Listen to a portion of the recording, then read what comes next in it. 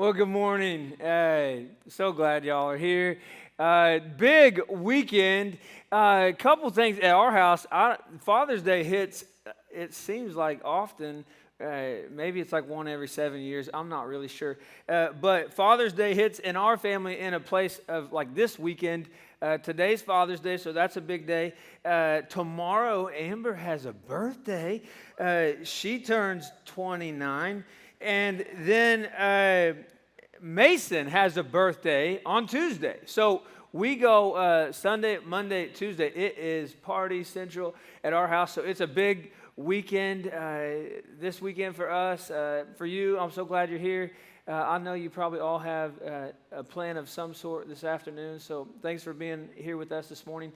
If you haven't been around, we're in the midst of a series called Summer Reading. And we're just reading through the book of Proverbs. So we're planning to take 9 weeks to cover 31 chapters and get through Proverbs this summer. So we're excited about it. We're on week 3. It's been a minute since we started. So week 1, we really established this idea that the difference between someone with wisdom and someone that's a fool is what they do with what they know.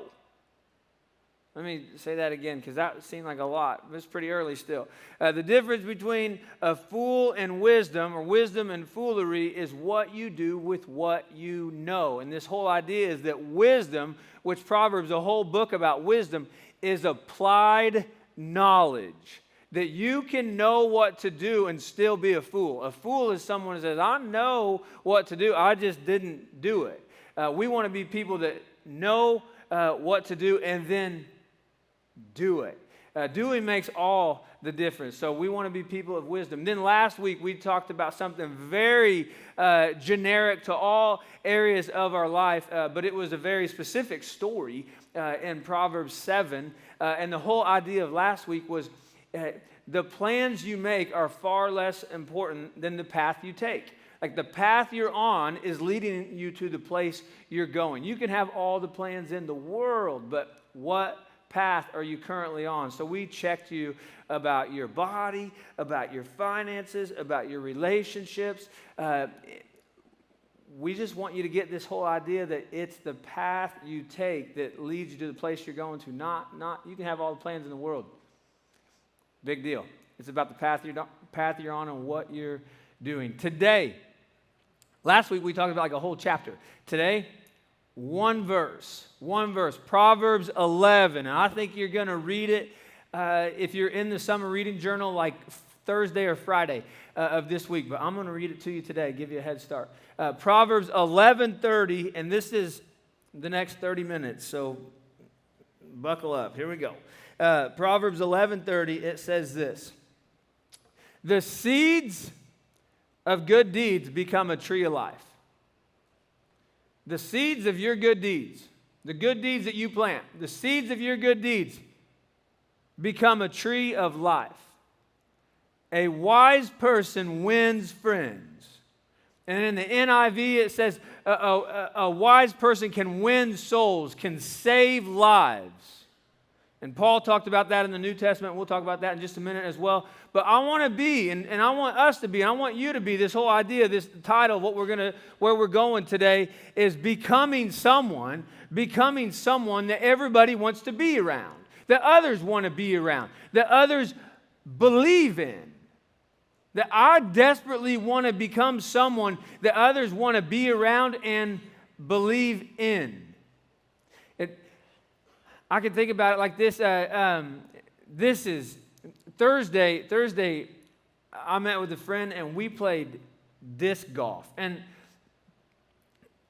for the record, if disc golf is your main sport, which mine is right now, you are well past your prime. So disc golf is my primary sport these days, you know. And so it's like a lot of just like wrist stretches and stuff, but that's about it. But Thursday, I played disc golf with a friend, and we were over at EIU playing, and the first, like Thursday, nobody should have been outside on Thursday at noon, and we were. And so we played disc golf. I played with a friend. We went through the first couple holes, and I just did nothing but complain. It's hot. I'm not very good at this. Physically, I'm past my prime. Disc golf is my best option right now. I got to figure this out. Like first 3 holes, what are we doing out here? It's so hot. And then we got to hole number 4. And I don't know if you're familiar. There's probably like 2 people familiar with the EIU disc golf course. But hole number 4 is full of shade. It was breezy on hole number 4. It was very easy to be on hole number 4. It was so hot. It was difficult on holes 1, 2, and 3. But hole number 4, there was all kinds of shade. It was the way the wind was coming in. There was a breeze. I told my friend, I said, it'd be kind of nice to just set up a hammock right here. Let's just stop right here. We just wanted to linger around hole number 4 on Thursday, because it was like, this is peaceful, this is easy, this is breezy. I like this. This is enjoyable. These are like trees of life. Is anybody saying that about you? Is anybody saying what to be around them? Oh, it's easy, it's calming, it's relaxing, it's full of life. The things that they do, it makes me want to be around them and a part and about their company. Maybe, just to say it a different way, maybe it could be like this. If I ask you this question, the closer, you fill in the blank, just don't do it out loud.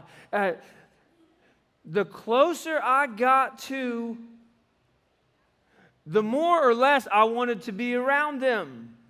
And so, for instance, I'll just do a few. The closer I got to Amber, the more I wanted to be around her. Still true, Amber. A different one. I have this new friend that's full of life, full of encouragement. Every time I see him, he wants to challenge me. He wants to support me. He wants to encourage me. He's fun to be around. The closer I get to Kyle, the more I want to be around him. Now, a different way. The closer I got to the Top Gun hater on Facebook, the less I wanted to be around them, right? Like whoever it is, you fill in the blank. But for you, like how would people answer that question about you? I just want to be a follower of Jesus. If you're going to win friends, if you're going to win souls to Christ, if there are people far from God, there are people that are connected to the church community, I want to be a tree of life. I want to be easy to be around. I want to be life-giving to be around. And it's the seeds of our good deeds that lead to a tree of life. It's the wisdom in us. It's the application of that wins friends and wins souls to Christ. And so I want us desperately to be people that get this. And Peter, he said it like this, 1 Peter 2:12. He says it in the NIV. He says, live such good lives among the pagans or the outsiders or people without a faith, that though they accuse you of doing wrong, they may see your good deeds and glorify God on the day He visits us. And so I want us to be people that get this. And so here you go. Dads, it's your day. Moms, it applies to you too. Kids, this is for you.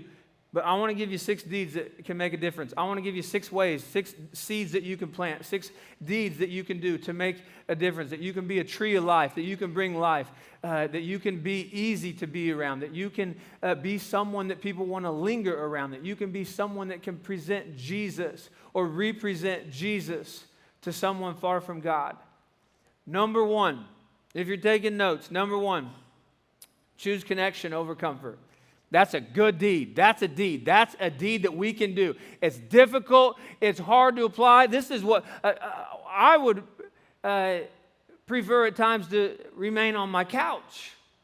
I would at times prefer to not have a hard conversation. I would at times prefer to let those people we don't see out of the Top Gun, did you see that post that they made? Or whatever it would be. Like, I just want to be comfortable.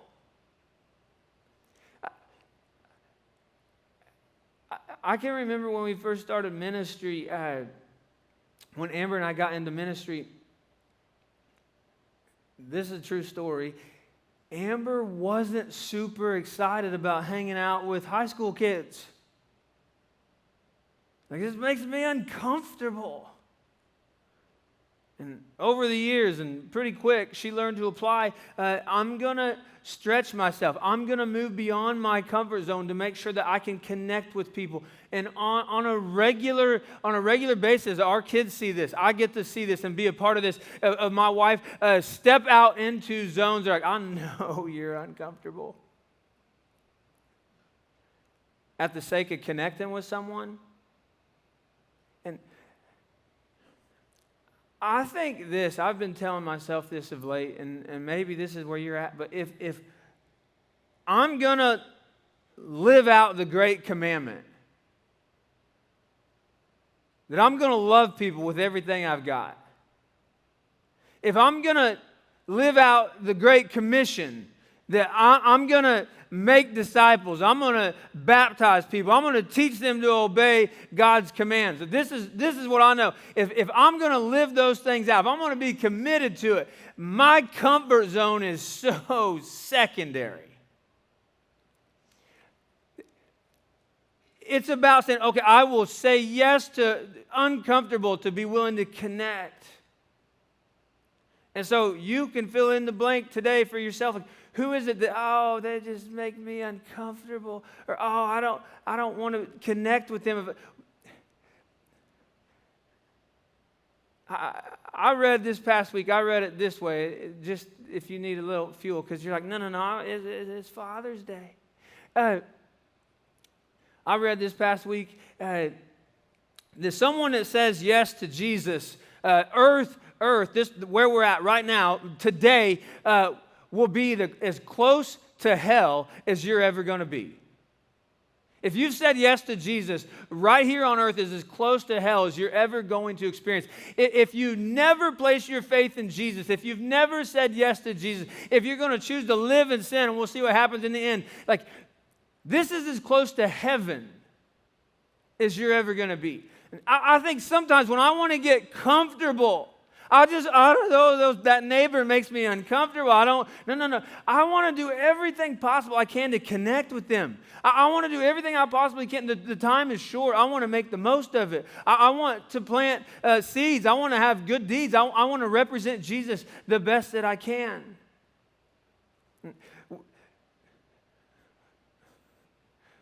I had some and fielded some negativity this past week about being a church for the next generation, those with no affiliation. And I think, why would we be in it for anybody else? The time is short. We want to connect with people that are disconnected. And I think Jesus did it all the time. Jesus modeled this all the time.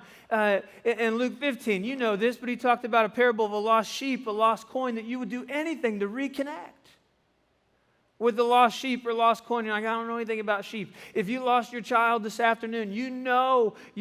I've lost my kids at County Market before. Amber's like, get back in there and find it. We got to reconnect. I still told her every once in a while, there's that one that we could probably be okay. But we have to connect with people. We have to feel the urgency. That we have to say, if we're followers of Jesus and we're all in, uncomfortable is something we say yes to day in, day out, for the sake of connecting someone to Jesus.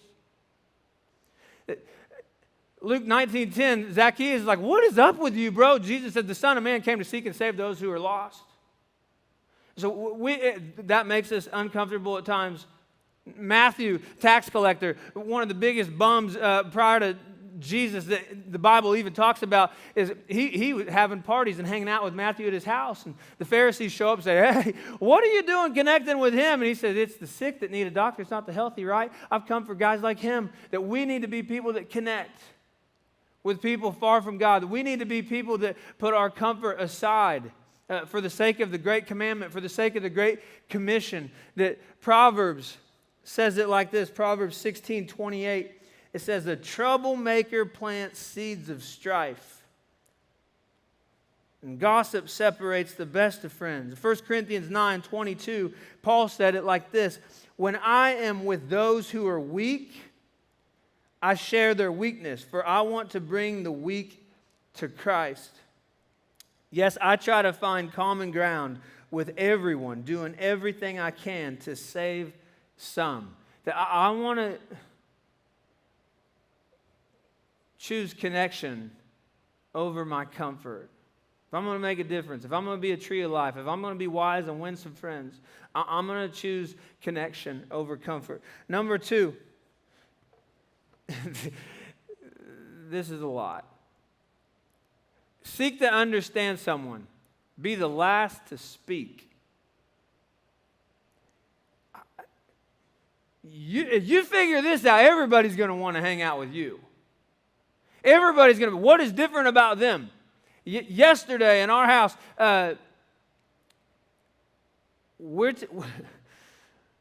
we have some friends that are out of town for the weekend, and we're taking care of their cats.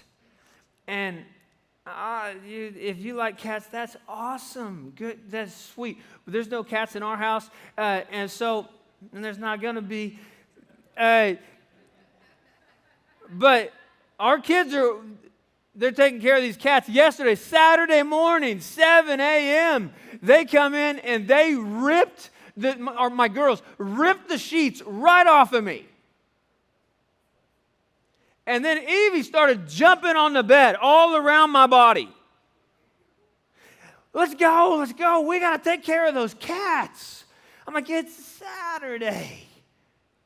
Like, I don't want to get up there. They had no interest in trying to understand me, that tomorrow's the day we get up early. Today's the day we sleep in. They're like, no, we have no interest in understanding. We speak first. Like, we're not worried about what you think. This is what we think. We got to go. I think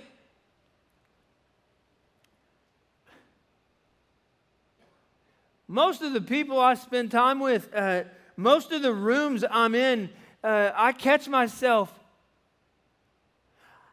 in this place. I'm not so worried about what you think. I need to tell you what I'm feeling. I need to tell you what I think. No. Let's see, if I talk first, then maybe you'll understand me and we can move forward. I want to seek to understand people around me, and then I want to speak last. I read this week that Nelson Mandela, who's like this universal, he was this universal, unbelievable leader, and someone asked him shortly before his death, they asked him, what makes you this universal leader where everybody seems drawn and attracted to your leadership? What did you learn? What did you know? And he said something really quick, really direct. And he said, when I was a kid, my dad was a chief of a tribe. And I would go to tribal council. And I pictured Jeff Probst. And I'm like, oh yeah, I know all about tribal council. Okay, I understand. Okay, maybe I was the only one that thought oh, that Jeff Probst was just his dad? No, it wasn't. But Nelson Mandela says, there was one thing that he can recall from his dad in all of his leadership. And Nelson Mandela said, this is the thing that I apply. This is the thing that I thought about first and foremost, was this idea that my dad was always the last to speak. And he said, when you're the last to speak, think about this. This will help you out. If everyone else in the room feels heard, they feel understood, and then when you speak, you're the smartest person in the room. You have all of the knowledge. And so, what if you sought to understand someone tomorrow, like at your staff meeting? What if you sought to understand your kids this afternoon? If you're like, no, you speak first, and then I'm going to share I'll filter through your feelings and what you know, and then I'm going to be the last to speak. Proverbs 10:14, it says this, wise people treasure knowledge, but the babbling of a fool invites disaster. I had an emotional moment this week for about 3 minutes in which I was really frustrated, and I kind of went unfiltered with an acquaintance. And about 10 minutes after the conversation, I'm like, what did I just tell them? What did they just experience being on the other side of me? Proverbs 10:19 says, too much talk leads to sin. Be sensible, and this is direct, be sensible and keep your mouth shut. Wisdom would apply that knowledge. Be sensible and keep your mouth shut. I want to be someone that seeks to understand someone, and I want to be someone this week that I'm the last to speak. Number 3, be different in the way you work.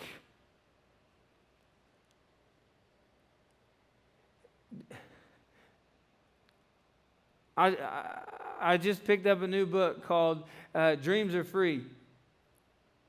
Hustle Sold Separately.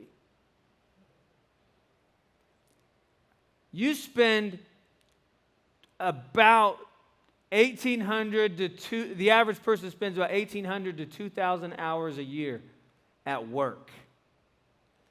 And the way you work, the way you hustle, the way you honor God, the way whoever you work for, if you can get in your mind, I'm working as if I'm working for the Lord. The way you work, the way you hustle, it can turn the conversation to Jesus. Why am I doing this?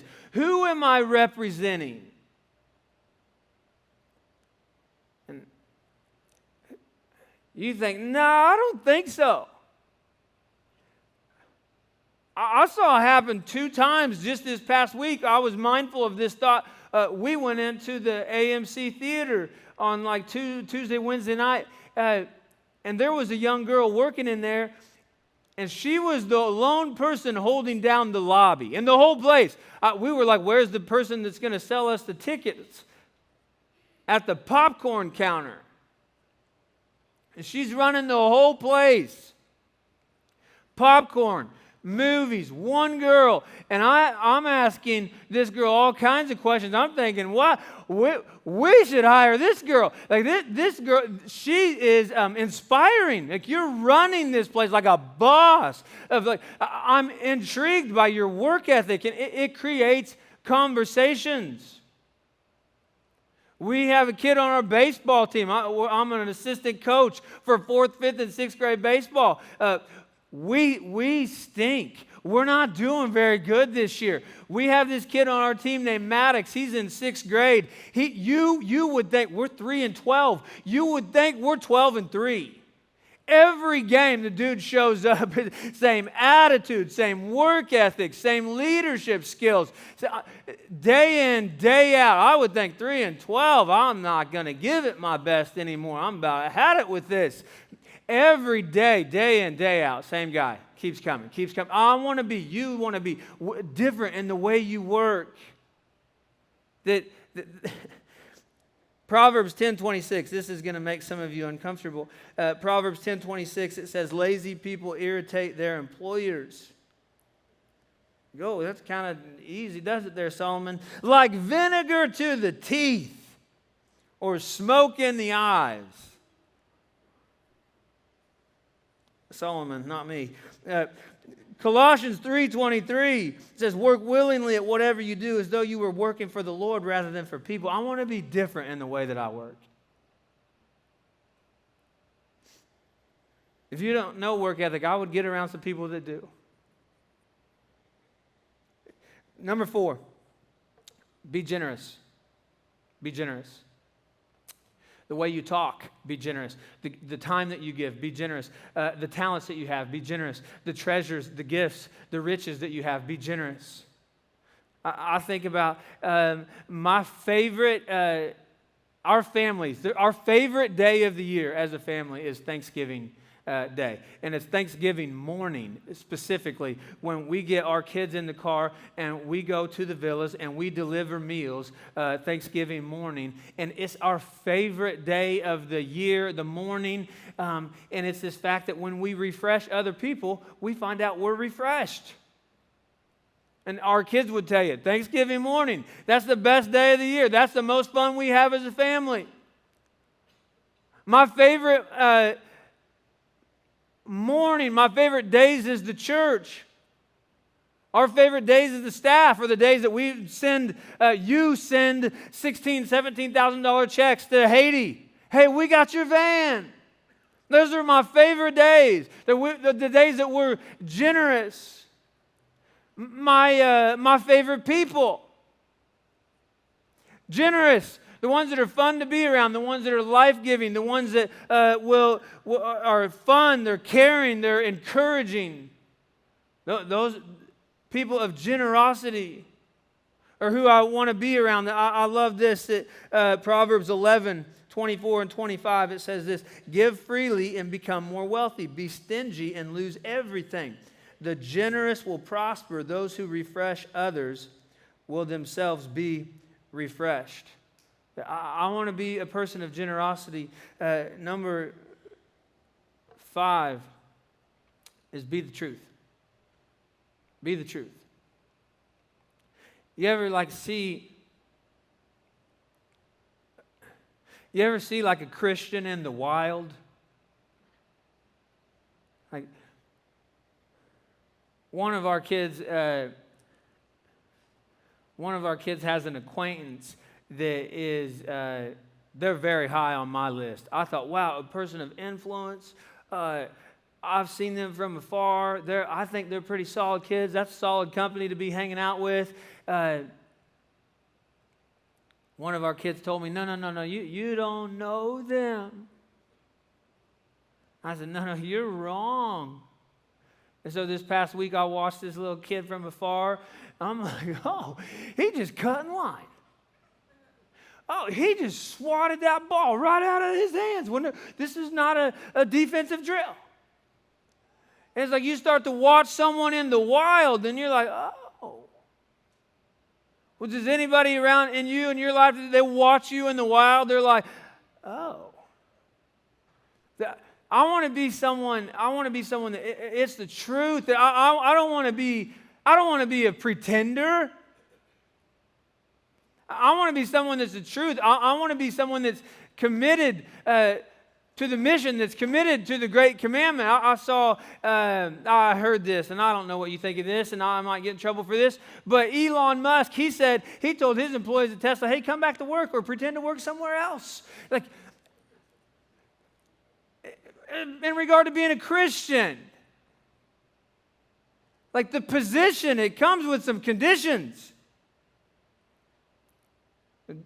Jesus said it like this in John 13:34 and 35. If you're wondering, well, what are the conditions? I give you a new command. I give you: love one another as I have loved you. So you must love one another. By this, everyone will know that you are my disciples, if you love one another.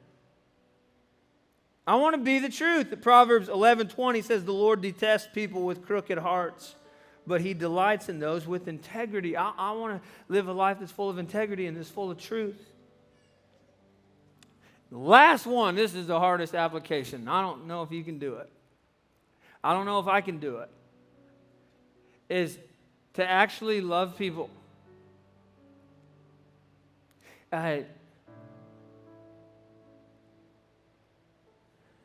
They're difficult. I have this pastor friend. He texted me this week. I will not say who it is, but this is the text I got from a pastor friend this week. People are at a new level of difficult to love. And then he said this: outside and inside the church. I responded and I said, not a home church, just the people outside the church. Okay, not here. But it actually made me think about, it actually spurred me on in somewhat of a negative way of man, come to think about the people that I extend the most grace and patience and understanding to, it often seems like I get the least in return. And So then I got on this website called, I searched for a website, I couldn't find it, perfectpeople.com.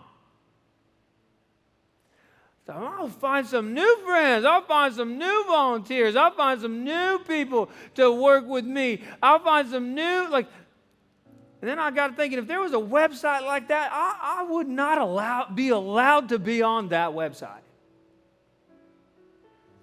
It's complicated. It's difficult at times, but we're all broken people trying to do the best that we can. And so I want to be someone that lives out Ephesians 4:2, of this idea to always be humble and gentle, be patient with each other, making allowance or forgiving one another for each other's faults because of your love.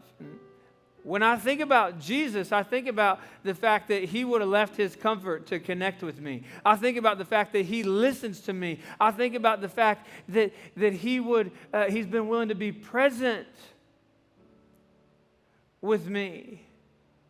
I think about all that he's done for me, that he's willing to forgive me, that he came to be the truth for me. As a follower of Jesus, I just want to relay what Jesus has done for me. And I've come to know that if we don't stay connected to Christ, if we don't stay connected to the Holy Spirit, it's impossible. Jesus said this in John 15, verses 5 and 6. He said, "Yes, I'm the vine, and you are the branches. Those who remain in me and I in them will produce much fruit." You stay connected to your Heavenly Father, for apart from me you can do nothing. And it goes on in verse 6 to say, "Anyone who does not remain in me is thrown away like a useless branch and withers. Such branches are gathered into a pile to be burned." In verse 9, it says, "I have loved you even as the Father has loved me. Remain in my love." I want to be someone this week that stays connected to Jesus. I want to be someone that stays day in, day out connected to the love of the Father. I want to be someone day in, day out that asks God to use me, that I will be a vessel, that I will be a tool for God to point people to him.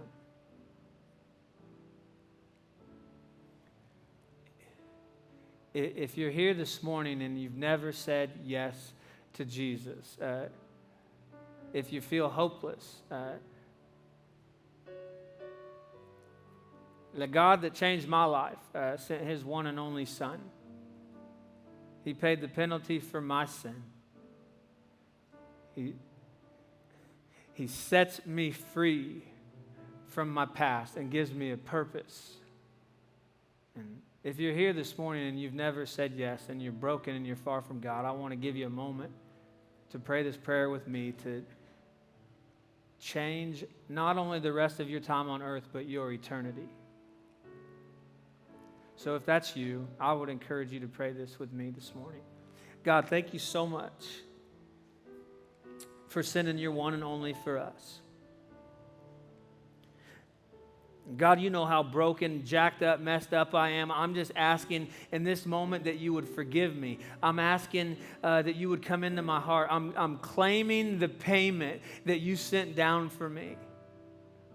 God, thank you for erasing, paying the penalty for my mistakes. I'm asking that you would come into my heart in this moment, that you would make me new.